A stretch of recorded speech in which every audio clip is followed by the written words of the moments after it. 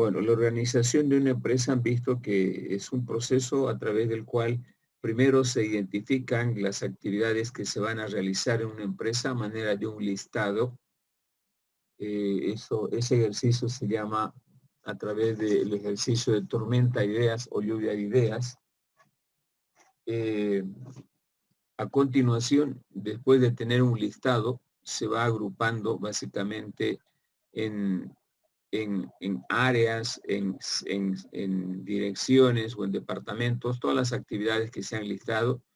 De esa manera se va integrando, se va definiendo la autoridad, el sistema de comunicación y se va integrando la coordinación que deben haber en las diferentes partes o subconjuntos de un conjunto que se llama empresa. De esa manera, una buena organización implica la existencia de aspectos que merecen mencionar, como por ejemplo una buena coordinación, una buena división del trabajo, de tal forma que la empresa, sea de hardware o de software, pueda responder inmediatamente a las necesidades que requiera, en este caso, el cliente. La organización para cualquier empresa, no solamente en el área de hardware y software, es importante. No podemos concebir una empresa que no esté organizada. Los conflictos que surgen ante la ausencia de un buen sistema organizacional en una empresa es lo que conocemos la falta de eficiencia y de la eficacia.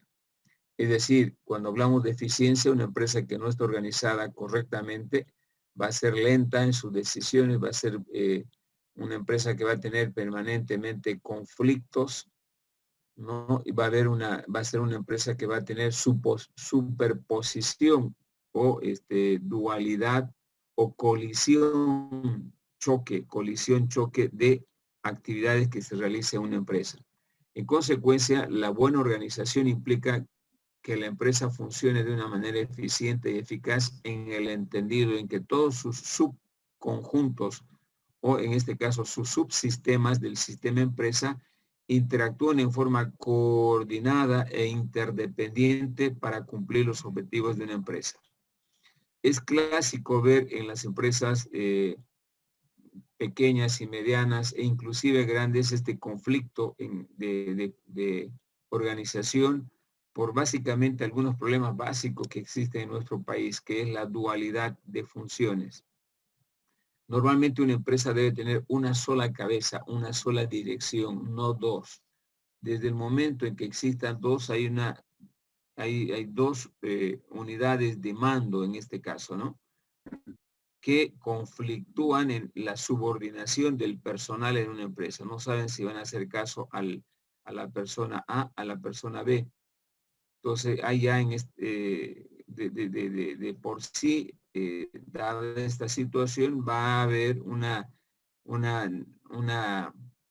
si vale el término, una superposición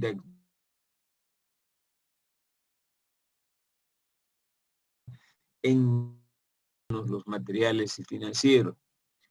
Entonces, cuando en una empresa no existe una buena organización, no estoy haciendo un buen uso, en este caso, de los recursos, porque como les decía, pueden haber en una empresa, y es el clásico problema en una empresa pequeña o familiar o mediana, donde la pareja, el hombre y la mujer, son los que dirigen la empresa. Entonces, ambos mandan, ambos emiten instrucciones.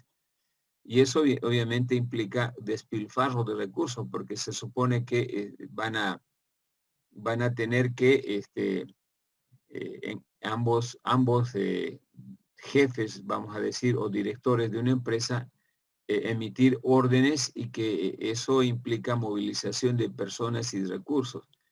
Por lo tanto, cuando yo organizo mi empresa, debo organizar de tal forma que exista una sola persona al mando. En segundo lugar, debe haber una buena división del trabajo.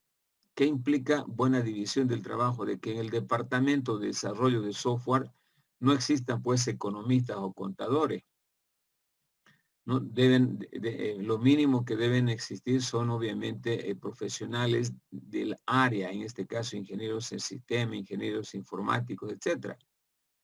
Pero si, a manera de ejemplo, si ustedes ven en una organización pública, hay gente que no tiene nada que ver con el área, pero está de jefe o de mandamás. Eso es lo que resta eficiencia. Entonces, por eso hay una división natural del trabajo, ¿no? En función de las áreas que tiene una empresa, van a existir pues, el concepto de organización cuando hablamos de organizaciones virtuales. Las organizaciones virtuales en la pandemia han logrado un punto bastante importante de crecimiento, tanto así de que no hay empresa hoy, no solamente en el área de producción, sino también de servicios que no haya implementado sistemas, el e-commerce o el sistema basado fundamentalmente en el manejo electrónico. Y obviamente muchas de ellas ya se van a quedar como empresas virtuales. No creo que ya vayan a realizar actividades, por ejemplo, de comercialización in situ, en un lugar específico, por los costos que implica. Y han visto que es más fácil llegar al cliente y ser más efectivo a través de una empresa virtual. Por lo tanto, las organizaciones virtuales hoy han alcanzado un ritmo importante y desde el punto de vista de funcionamiento organizacional, con un equipo de diseñadores que no pasa de unas 10 personas, es una empresa transnacional que tiene franquicias en todo el mundo, pero fíjense, para una empresa transnacional con franquicia en todo el mundo de 10 personas no es nada, ¿sí? Entonces los diseñadores solamente se abocan a diseñar la ropa de temporada y Benetton busca la ropa que le produce otra empresa, busca otra empresa para que le confeccione y bueno, licita o vende a través de otras empresas. Entonces es un enfoque moderno que se le está dando a través de las empresas virtuales, esto de que yo ya no tengo una infraestructura, solamente tenga el capital, la idea y básicamente pueda generar procesos empresariales muy importantes. Es el nuevo híbrido que está apareciendo en los sistemas de organización y que está creciendo raudamente. Muy bien. Ahora, a la hora de organizar una empresa, yo puedo hacerlo de diferentes formas, no hay una sola. La que hemos visto es la forma clásica, ¿no? La organización, en este caso, vertical. Para ello voy a volver a compartir pantalla un poco para poder explicar con más detalle. Acá.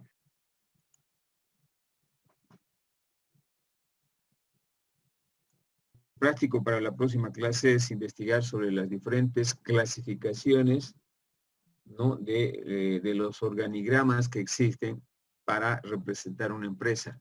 Pero antes de que les dé el práctico, quiero yo hacer una presentación solamente de la parte de la clasificación de los organigramas, que es el dibujito que hemos hecho permanentemente.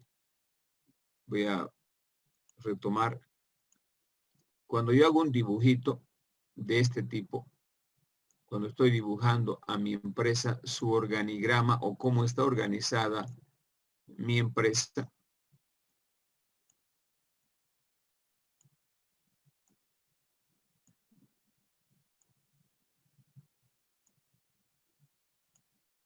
por ejemplo, esta es una representación de una empresa pequeña que tiene solamente 3 áreas o 3 departamentos y a su vez estos pueden tener otras divisiones, ¿no? Este es un ejemplo típico de una empresa, por ejemplo, que desarrolla software en nuestro medio y que puede tener esta representación gráfica. Quiero colocarle todavía nombres en el desarrollo, lo voy a colocar. A este dibujito se le llama organigrama. De ahí viene el concepto de organización, ¿no? Organigrama.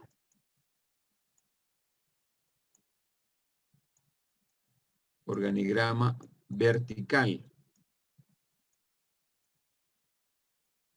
Es vertical por la forma, ¿no? Que se va extendiendo de arriba hacia abajo. Se va expandiendo en la base. Y es una característica principal de las empresas pequeñas y una gran debilidad de las empresas grandes. Voy a explicar a continuación. Para organizar mi empresa yo tengo varias herramientas. O dicho de otra manera, para organizar mi empresa lo puedo hacer de diferentes formas. Una de estas es la organización de una empresa según su presentación. Es una clasificación según su presentación. Hay 4 clasificaciones, pero esta es la más importante y por eso me voy a concentrar acá. Según su representación. ¿Cómo voy a representarla, mi organigrama? Según su representación. Pueden ser verticales, horizontales, mixtos, matriciales. Representación. Listo. Acá vamos a borrar un ratito.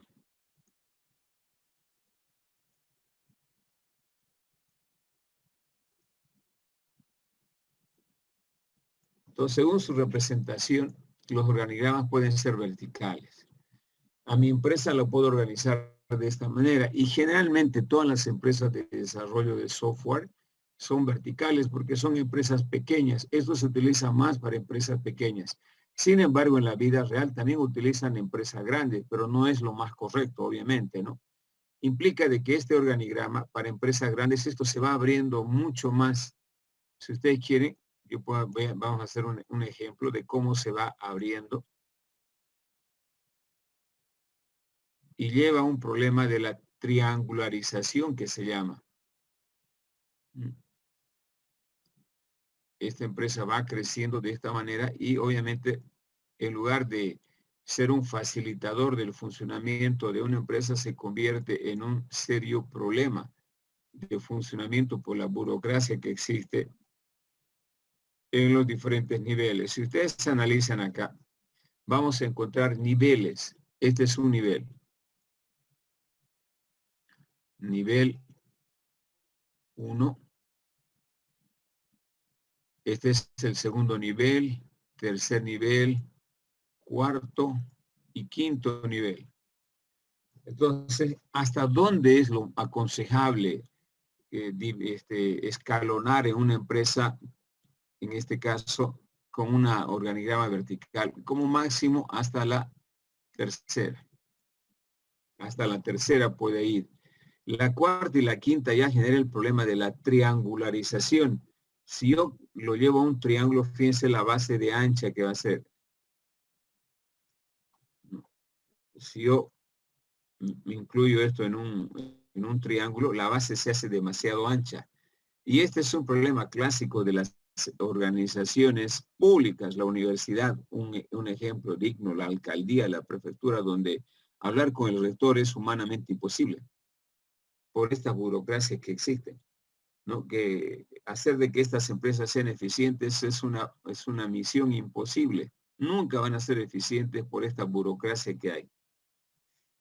Entonces, lo más aconsejable es máximo llegar a este nivel 3, donde la empresa sea más expedita, más livianita, más petizona, más plana que alta, de tal manera que inclusive responda mejor a todo lo que acontece aquí en el entorno. Acuérdense que en el entorno están los clientes. Al tener una empresa burocrática, yo lo corro al cliente. ¿Sí? Está la competencia como variables importantes, la competencia. Si hoy soy una empresa burocrática, difícil que pueda competir, imposible. Están los proveedores, etcétera. ¿No? En el caso de la alcaldía, la universidad, los proveedores cuando le venden algo a la alcaldía, a la universidad, es como hacerse sacar la mula del juicio. Por lo burocrático que vuelva mañana, que no está, que no ha firmado todavía el secretario, que no ha firmado el otro secretario, el quinto secretario. O sea, es un proceso tremendamente burocrático. Entonces, según su representación, los organigramas con los cuales represento a mi empresa pueden ser organigramas verticales, pero ojo, los organigramas verticales solamente se utilizan para empresas pequeñas, no para empresas grandes hasta un tercer nivel. Primer, segundo, tercer. El cuarto y el quinto ya hace que la empresa sea pesada, sea burocrática, sea lenta, que es una empresa clásica de que la gestión es deficiente en el entendido de que no hay buena coordinación, no hay una buena división del trabajo, etcétera. Tiene todos los males si yo quiero utilizar esta estructura para una empresa grande. Solamente para empresas pequeñas, a lo máximo alguna mediana que básicamente no sea demasiado ampuloso, puedo utilizar este organigrama. Bien, también yo puedo utilizar los organigramas horizontales. Este es un clásico vertical. Los horizontales son más digeribles, desde el punto de vista de su imagen y de su visión, y también de eliminar el programa burocrático que les decía. Aquí voy a representar un diagrama que es invertido al diagrama vertical.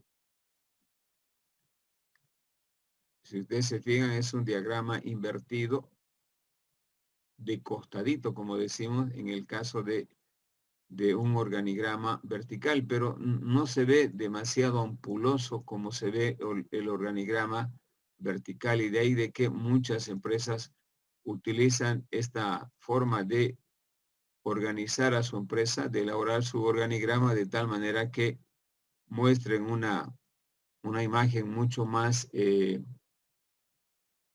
formal desde el punto de vista operativo.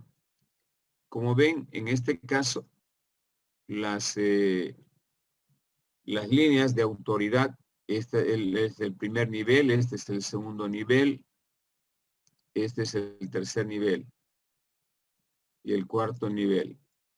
Se van expandiendo de izquierda a derecha, van creciendo horizontalmente. Esta también es otra forma que vienen utilizando las empresas en nuestro medio, y esto pueden utilizar las empresas grandes en el sector privado particularmente. Ahora, esto se llama organigramas horizontales. Organigrama horizontal.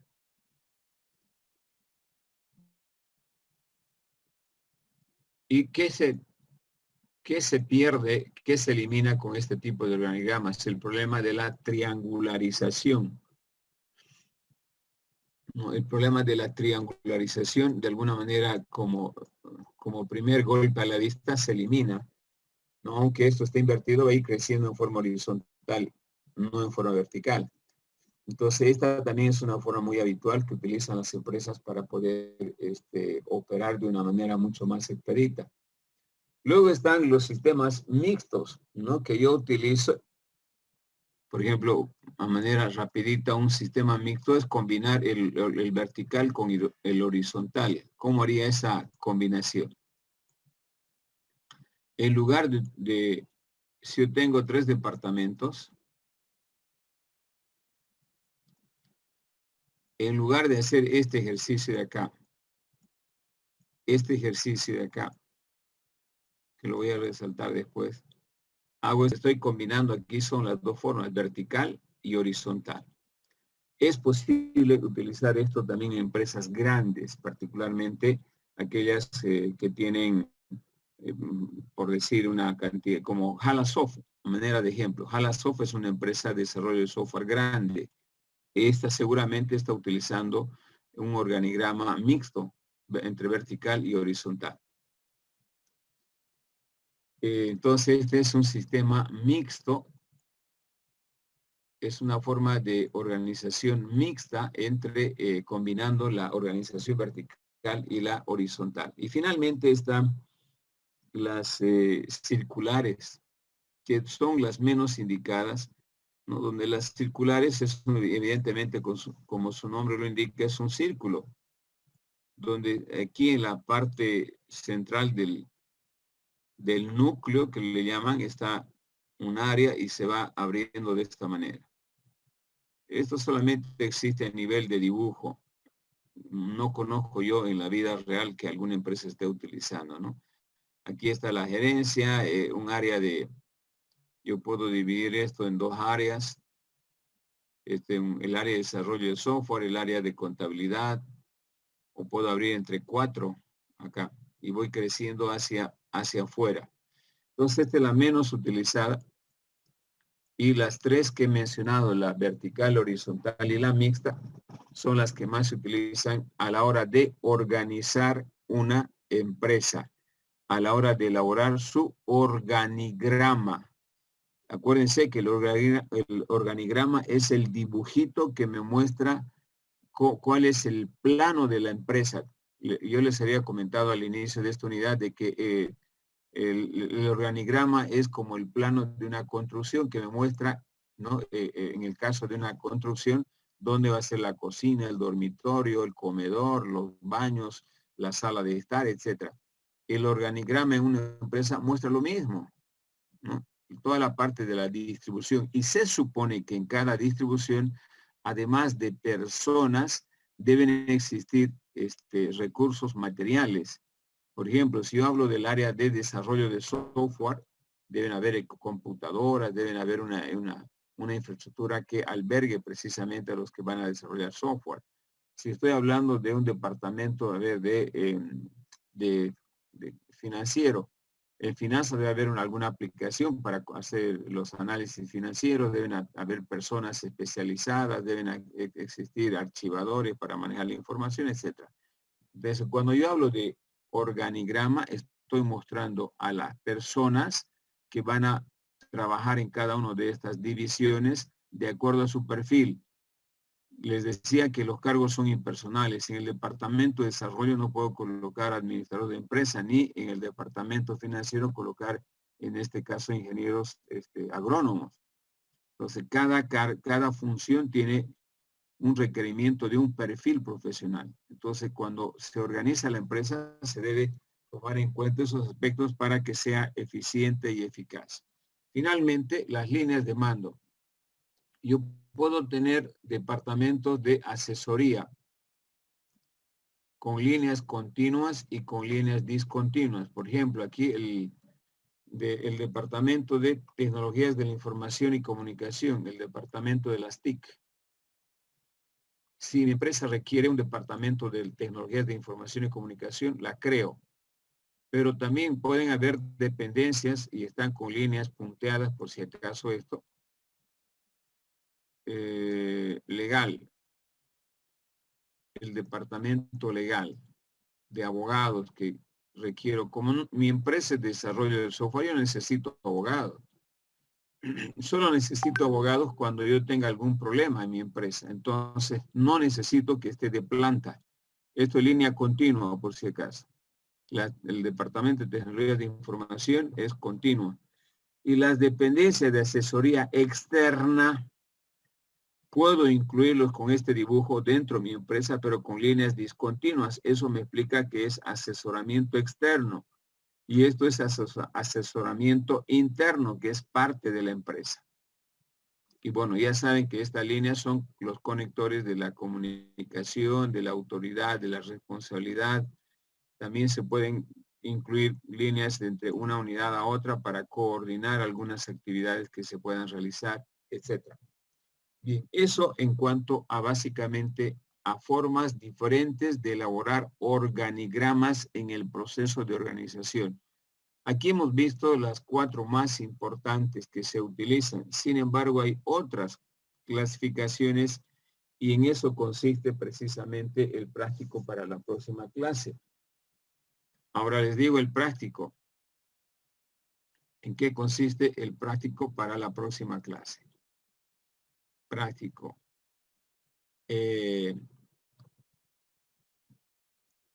Investigar sobre las diferentes formas de clasificación, formas de clasificación de los organigramas. Investigar sobre las diferentes formas de organización de las empresas o las diferentes formas de organigramas, si ustedes quieren, formas de organigramas. De las empresas. Investigar sobre las diferentes formas de organigramas. Bien, esto nos va a permitir ver también otras opciones. Lo que yo les he dado es lo más usual, lo que más utilizan las empresas en en la realidad. Y eso es lo que nos interesa, ¿no? El resto es solamente para tener conocimiento de que sí existen otras formas también de organizar a las empresas. ¿Preguntas, chicos?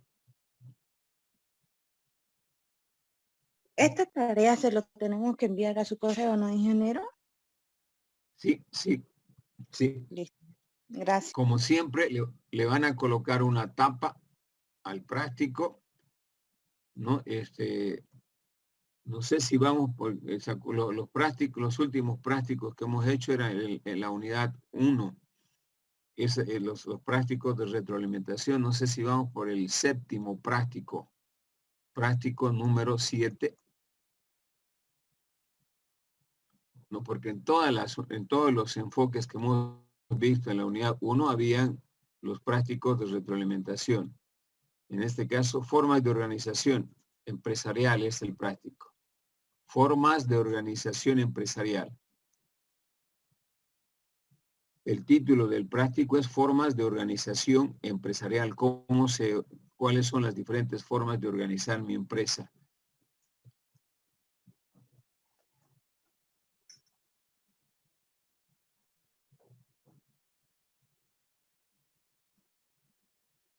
Muy bien.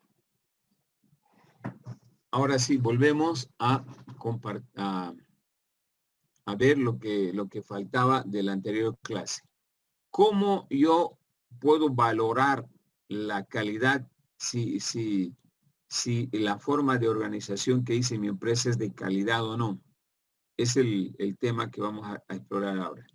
La calidad de la organización. ¿Cuándo la organización que hice mi empresa se dice que es de calidad?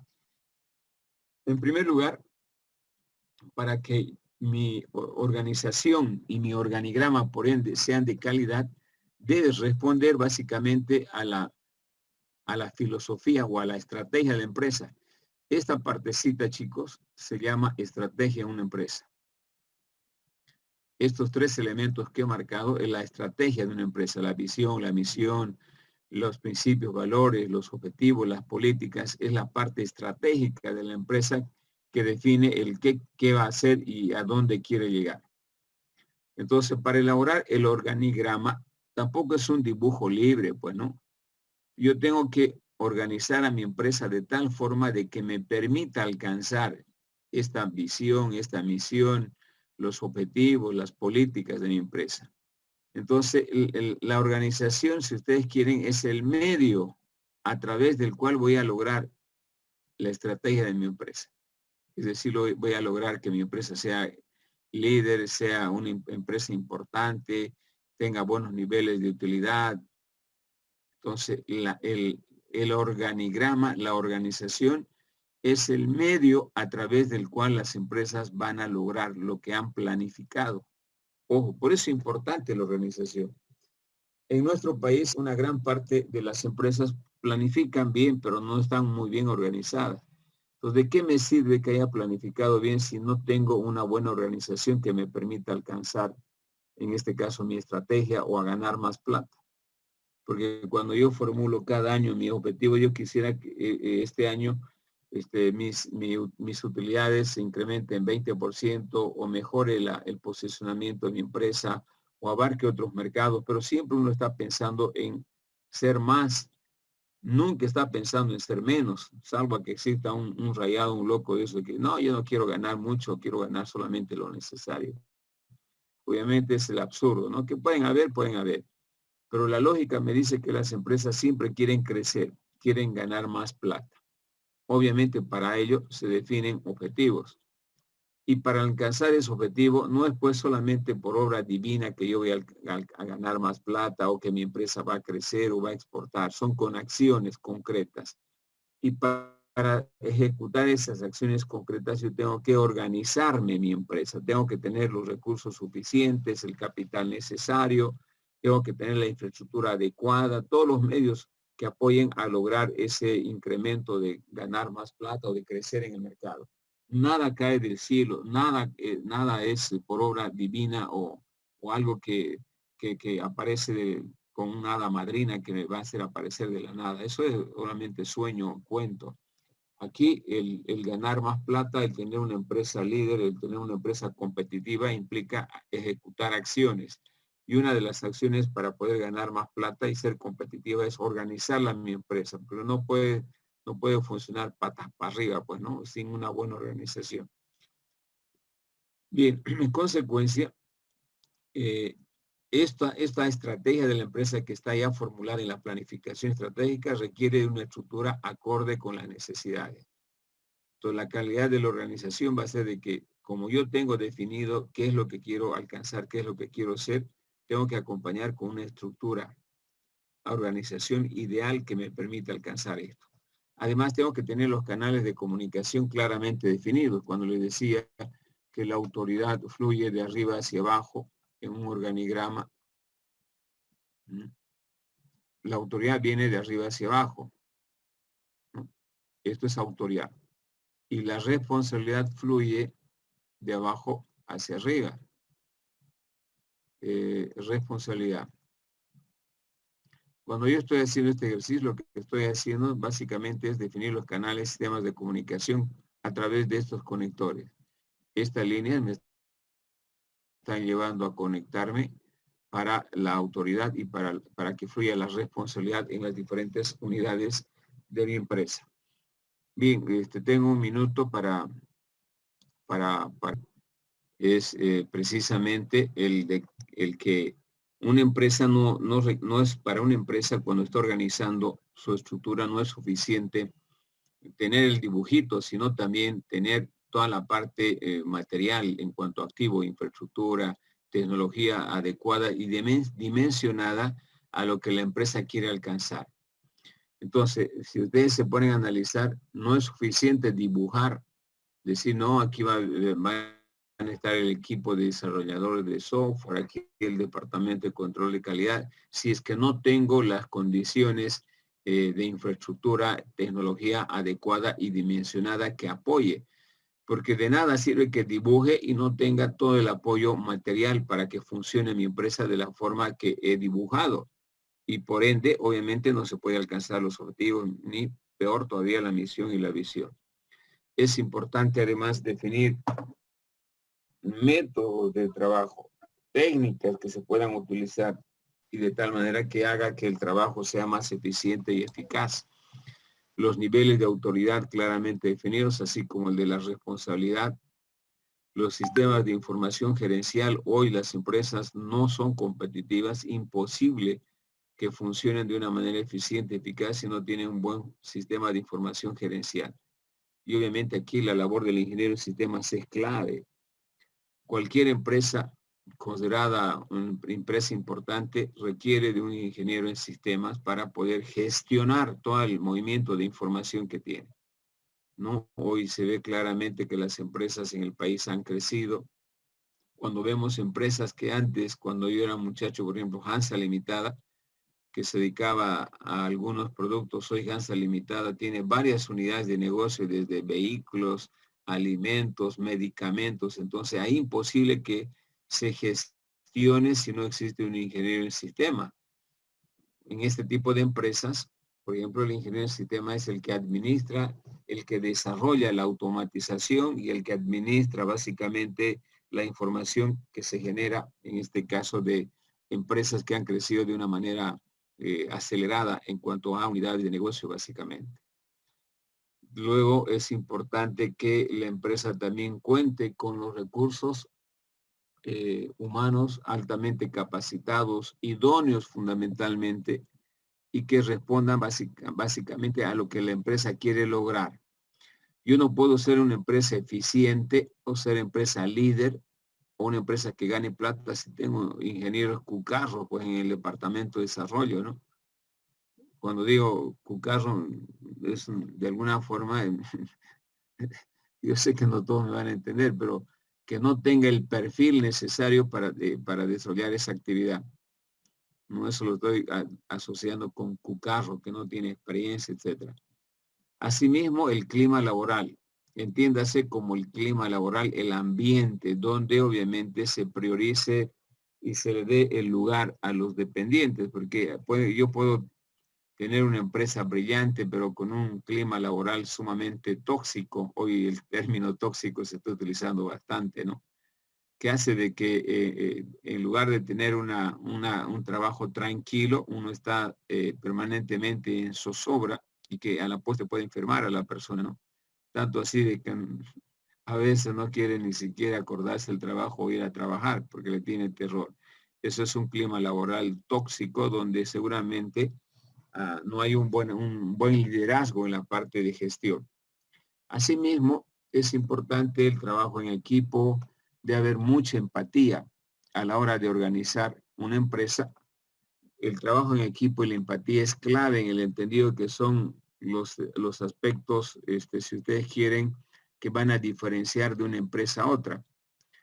Cuando yo hablo de trabajo en equipo y en la empatía me refiero básicamente a que deben haber personas dentro de la empresa que tengan las mismas aspiraciones, los mismos ideales, si no son idénticos, pero de crecer dentro de la empresa, de querer a su empresa, de ser parte de la empresa cuando así ésta la requiera, cuando los convoque, cuando puedan, en este caso, experimentar ciertas restricciones de la empresa y puedan compartir con ellos, los dependientes de una empresa. Generalmente esto no existe, ¿no? El funcionario piensa de que cumpliendo sus horas de trabajo ya es por demás, en este caso, para su participación en la empresa. Entonces, ese funcionario, ese dependiente, no tiene empatía con su empresa. A veces es importante sacrificar algunas horas más en una empresa para poderle dar apoyo a la empresa cuando así se lo requiera, ¿no? Y el trabajo en equipo, la participación de todos, no solamente de algunos. Entonces, este ejemplo se puede percibir básicamente el por qué en algunas empresas o organizaciones buscan personal que tenga algunas características, que sea cristiano, que sea del interior. Bueno, porque son personas que de alguna manera, las cristianas particularmente, tienen valores, ¿no? La honestidad, la responsabilidad, son valores que como todo empresario busca en su personal, que sean personas aparte de idóneas, obviamente, que tengan buena formación, sean personas responsables y sean personas honestas, y que haga obviamente que su participación en los trabajos de equipo sean altamente contribuibles, ¿no? Que aporten y que no solamente sean témpanos de hielo que van a hacer presencia. Es importante el estilo gerencial. Para que yo pueda funcionar de una manera eficiente y eficaz, es importante que no solamente tenga buenos ingenieros en mi empresa, buen personal elegido de acuerdo a su perfil, sino necesito también un líder que conduzca la empresa de una manera amigable, de una manera democrática, de una manera participativa. Que no sea un gerente que genera un clima adverso, un clima de mucha tensión, lo que les decía, ¿no? Un clima donde sea demasiado complicado para el normal desarrollo de las actividades de los dependientes, lo que hemos dicho hace rato, un clima tóxico. Obviamente desmotiva y hace que mucha gente inclusive renuncie a su actividad laboral. El otro elemento importante a la hora de organizar una empresa es de que yo debo programar la actualización, capacitación, motivación, el desarrollo del personal. Cuando hablo capacitación es la actualización. Cuando hablo desarrollo, estoy haciendo de que a los mejores en una buena empresa debe permear con cursos no solamente de actualización y de capacitación, sino de formación como maestría, doctorado. Eso es lo que hace, por ejemplo, Halasoft. Acuérdense que para entrar a Halasoft, primero tienen que vencer, primero son elegidos los mejores.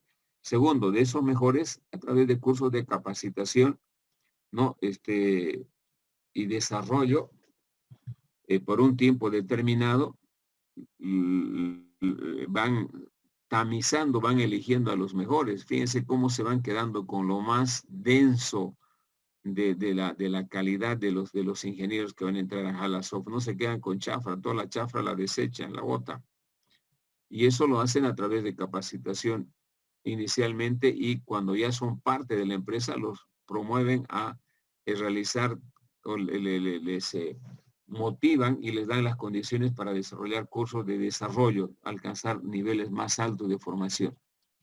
Finalmente están los mecanismos de coordinación y control claros y precisos para hacer reconocimientos, para poder medir el rendimiento del personal, para poder pagar en función a su capacidad, etc. Entonces son aspectos, si bien con mucho detalle, no necesariamente yo los voy a tomar en cuenta estos, pero son algunos clave en este caso a la hora de organizar mi empresa. El tener personal idóneo, el que tenga un clima de gerencial de estilo democrático que haga participar a todos, les dé su lugar, un trabajo en equipo y mucha empatía básicamente con el personal en una empresa. Entonces, de estos que hemos visto que son algo más de 16 aspectos puntuales, se pueden no agarrar los más importantes sin entrar en demasiado detalle. ¿Alguna pregunta, chicos, hasta aquí? ¿Alguna pregunta, comentario?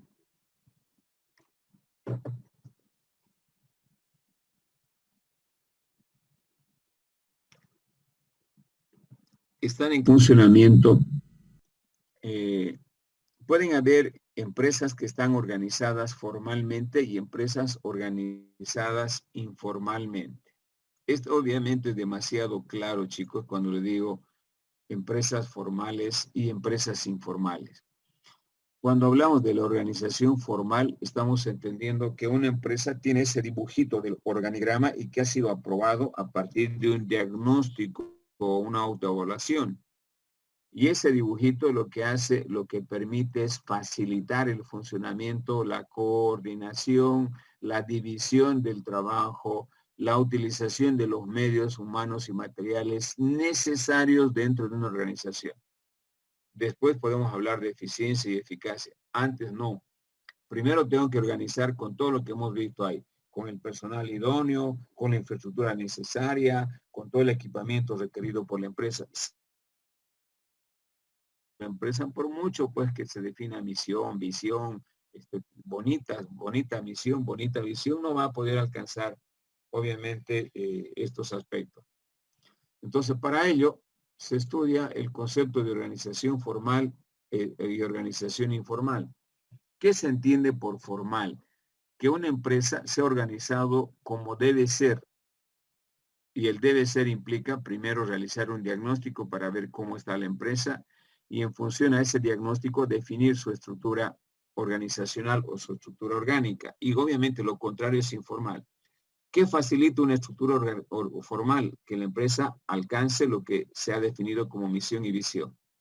En cambio, una organización formal es una organización que se forma al calor de una coyuntura, al momento de ciertos intereses particulares entre los miembros de una empresa y que no necesariamente son los objetivos de la empresa, sino más bien son objetivos particulares e individuales.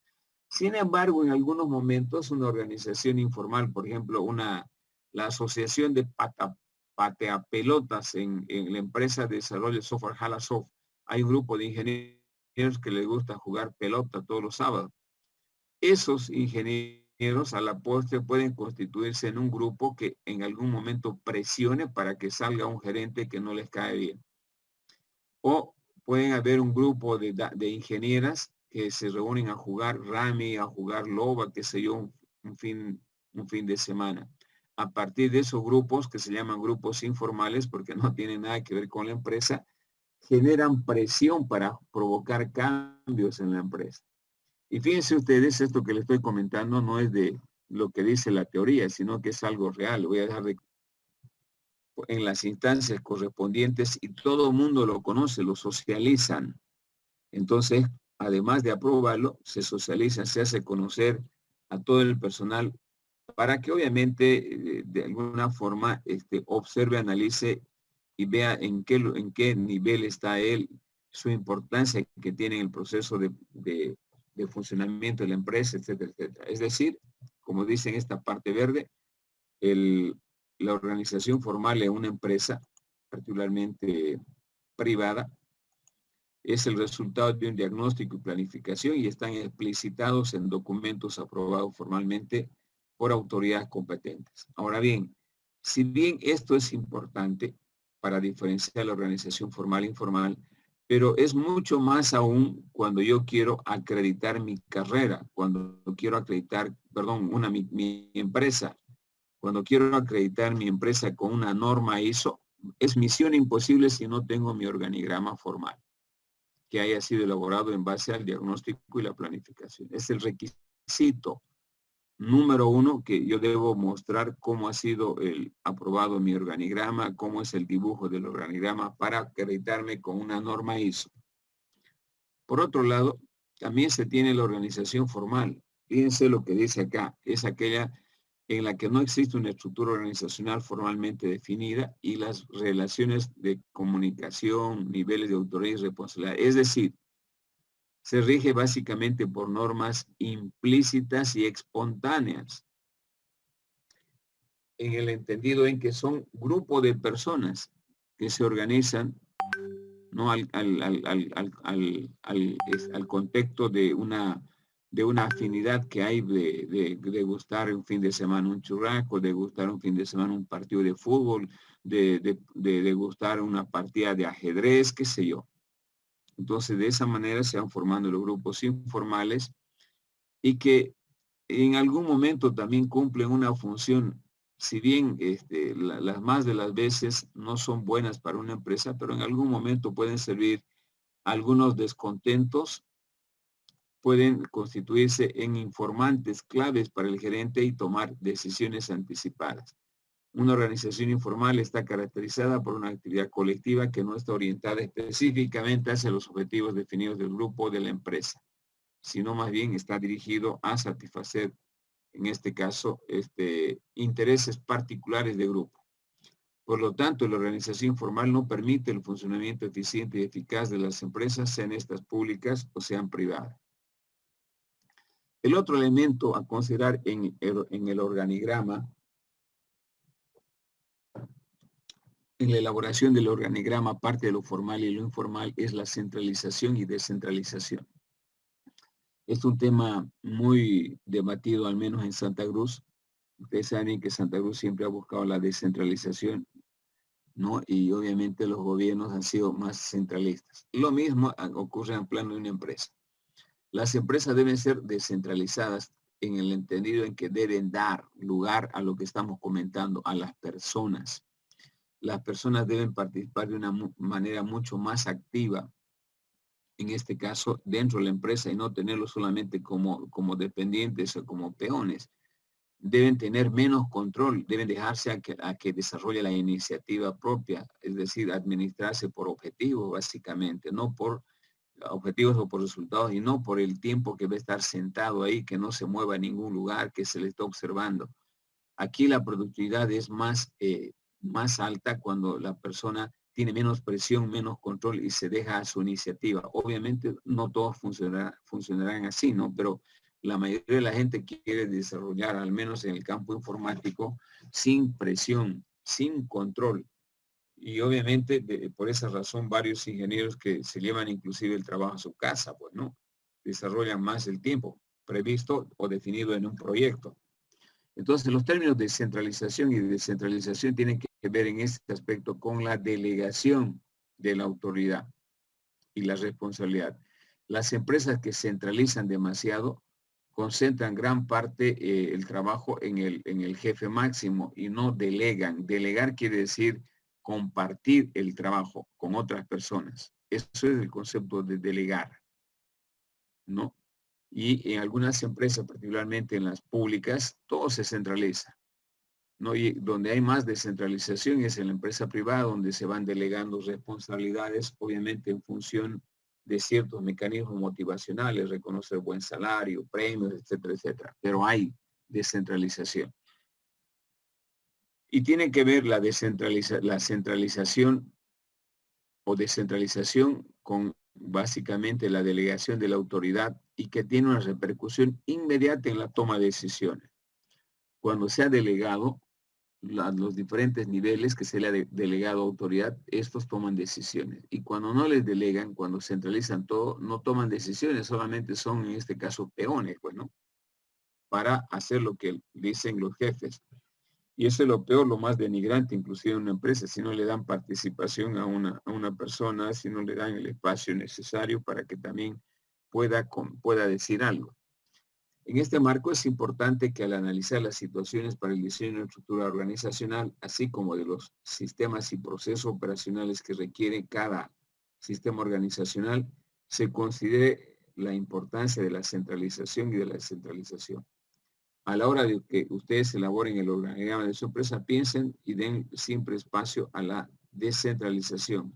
No hagan que sea demasiado centralizado, absorbente, donde no tenga participación activa o trabaja en equipo. Por ejemplo, los ingenieros que van a formar parte de un equipo, de un departamento de como desarrollo de software. Bien. En este ámbito, cuando hablamos de centralización y descentralización, podemos caracterizar estos dos términos con una serie de aspectos puntuales. Hablamos de centralización, como les decía, cuando la mayor parte de las decisiones las toma una sola persona en el nivel superior, como por ejemplo el dueño. No participa, no delega. Cuando el poder de las decisiones se concentra en un único punto de la organización, es el dueño, es el gerente, ¿no? Y que representa o puede provocar serios problemas en la gestión empresarial. Hoy al menos en la sociedad el conocimiento se delega, debe delegarse bastante. No se debe concentrar el trabajo en una sola persona, debe ser compartida. Por lo tanto, se debe delegar para compartir la responsabilidad porque ahí se le está dando importancia en la empresa. Por otro lado, la centralización puede ser justificada, salvo que sea una empresa pequeña, donde es necesario un estricto control de los procesos para que tenga éxito o pueda alcanzar los objetivos de una empresa.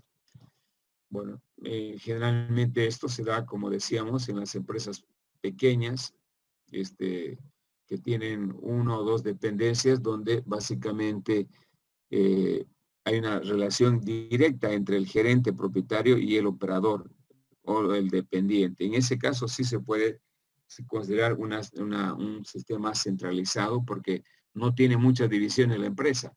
Pero si tuviera varias divisiones, obviamente debe aplicarse el sistema descentralizado, ¿no? Donde los jefes de departamento y empleados reciben las instrucciones sobre las actividades a realizar directamente, no hay intermediación. Por ejemplo, lo que no ocurre en Jalasoft por el tamaño mismo de empresa debe tener varias áreas por la misma razón de que delegan las actividades dentro de esta empresa. ¿Cuáles son las ventajas de la centralización? Tienen algunas de las ventajas respecto más bien desde el punto de vista operativo de eficiencia, facilita la coordinación, permite un mejor control centralizado, evita la duplicidad, en este caso de funciones y actividades que pueden ejecutar las empresas, estandariza los procesos cuando se trata de empresas pequeñas, operacionales, permite una comunicación rápida porque no hay intermediarios. En una empresa centralizada es la comunicación del jefe a los dependientes. No hay otra intermediación, un subjefe o un jefe intermedio. ¿Qué ventajas tiene? Se supone que cuando yo tengo una empresa demasiado centralizada, voy a tener una empresa lenta, una petita, que va a reaccionar de una manera tardía a los cambios que se van dando en el entorno. Va a invalidar las actividades creativas del personal porque se le impone todo. No se le deja desarrollar la iniciativa propia de los dependientes. No permite la capacitación ni el desarrollo porque lo ven como una amenaza en las empresas centralizadas, como por ejemplo en las empresas públicas, ¿no? La tendencia a sobrecargar en el nivel superior gran parte del trabajo, por eso van a ver en el escritorio del jefe de carrera, del decano en la facultad, que está lleno de folders, lleno de archivadores, porque generalmente tienden a centralizar ellos absolutamente todo. Bueno, Asimismo, el estilo de gestión es inadecuado, no se puede, solamente hay un estilo de gestión centralizado en los cuarteles, donde por eso dice donde manda capitán no manda marinero, no hay un solo ordenador y mientras tanto todo el mundo, aunque no tenga la razón el capitán, el sargento, etcétera, hay que hacerle caso. Obviamente por eso es un estilo de gestión inadecuado, ¿no? Aumenta la burocracia, dificulta el proceso de la empresa para adaptarse a los cambios que se van dando en el entorno por su funcionamiento lento.